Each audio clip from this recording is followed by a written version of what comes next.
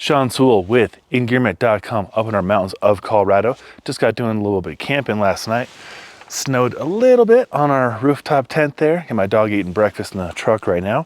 But it was a perfect conditions to test out this brand new Paka Mayu Ultralight Pakafill hoodie. This guy right here. It's ultralight, it's packable, stuffs up into its own pocket, and I'll show you that here in a second. Rivals down or synthetic in a lot of ways, and in other ways it's better. And I'll get to that in the second part of the video.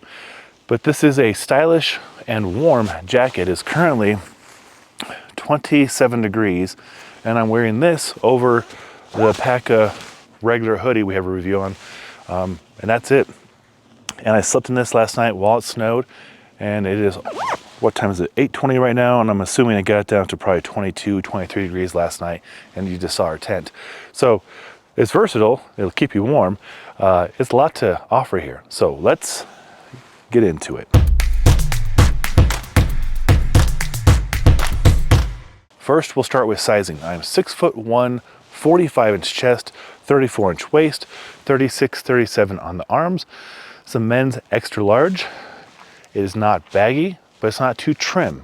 There are hem adjustments on the right-hand side if I want to make this a little bit tighter. I sure could if it's windy outside. Might do that.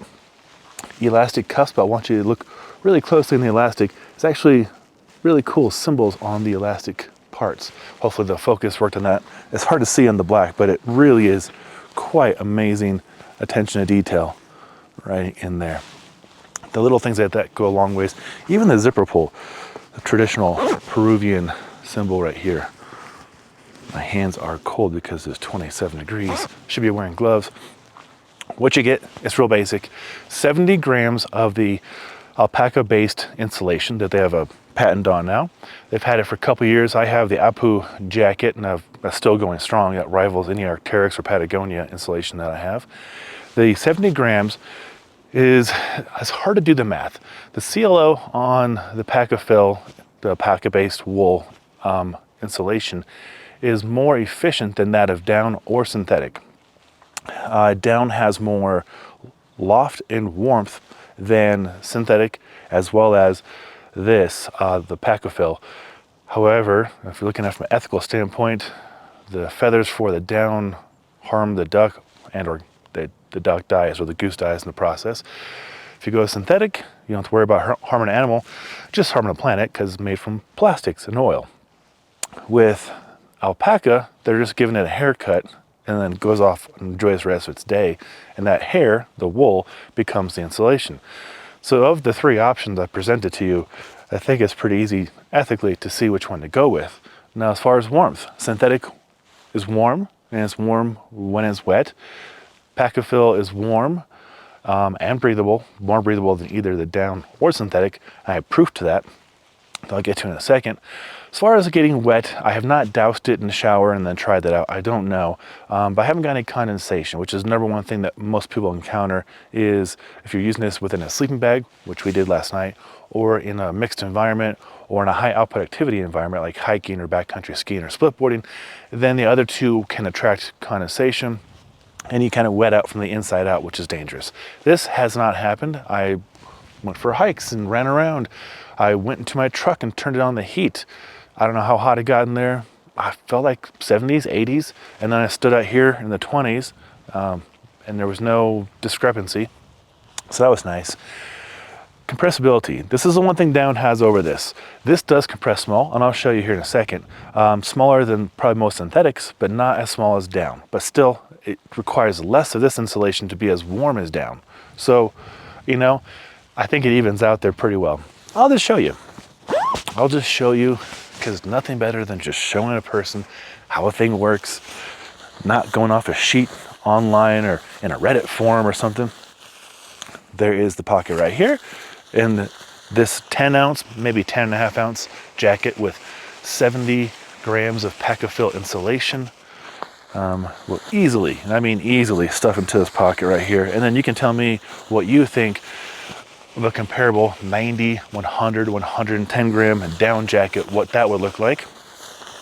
And you know, I probably should do another comparison video on downs and synthetic jackets. I did one about this time last year. It's been our #1 video on our channel. And it's a lot of fun to make because it's just me in our basement going through all the jackets I have access to. And there you go. Look at that. So there it is, stuffed up with plenty of space to stuff more. Makes for a nice little pillow if you're on an airplane or on the train. And this is, again, 70 grams of insulation. I would say this rivals a 100, 110 gram insulation of down for packed size. And weight, again, about 10 ounces right here. But boy, oh boy, is it warm. Oh, well, I got you here. This is the Alpaca original hoodie. I've done reviews on it before, but just want to show you what we're working with. This is also a size extra large. It is mostly royal alpaca, a little bit of other materials woven in there. Very warm, very breathable. Again, this was the combo I used leaving Denver at 60 degrees, arriving here upper 30s, the sun went down, and then it got into those low 20s, and this is the combo I used right here. Pretty impressive. What else can I tell you? Price point's about $250, so very fair for what you're getting. You get one zipper. Again, there's that one zipper pull right there. If I can get the focus, boom. I want to focus on my face. I don't care about that. I care about the jacket. You get a high collar, stylish looks. Currently, there's no hoodie yet. I think there probably will be. That would be a big win for a lot of people, especially backpackers and backcountry skiers and snowboarders. There is a vest though. We might be reviewing the vest as well.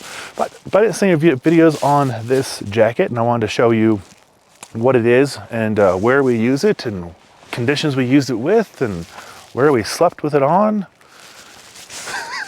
And there's nobody around except for some really ambitious birds that keep trying to come into my camp, because I had some nice chimichurri last night and they wanted some of it too. But here it is, the Mayu from Paka. I'll put a link below if you want to pick one up, or the vest. Different colors available, probably a whole lot more colors in the future, but right now I think just the black and maybe 2 other colors. It is worth the money, and you should look into alpaca insulation. As I've talked for the last 11 years on our Engearment YouTube channel and on Engearment.com, natural materials often rival synthetic materials. In a lot of ways, natural materials have more benefits than synthetic materials. Depends on the situation. You know, if you're mountaineering and you need Gore-Tex, there's not going to be a substitute for Gore-Tex naturally. I mean, I guess you could wax canvas, but then you're like Edwin Hillary, old school. But I digress. Back to natural materials. I have done my best to replace all my polyester and synthetic shirts with wool, merino wool, yak wool, alpaca wool. Same with underwear. This is another topic for another time, but there's a lot of studies that show natural materials for men and women is going to be better overall for hormones and other health benefits to go natural. And I'll get into that as I do more alpaca-based boxer reviews, which is going to be a lot of fun and very awkward for me to do. So, want to see that? Consider subscribing to our Engearment YouTube channel, link right there.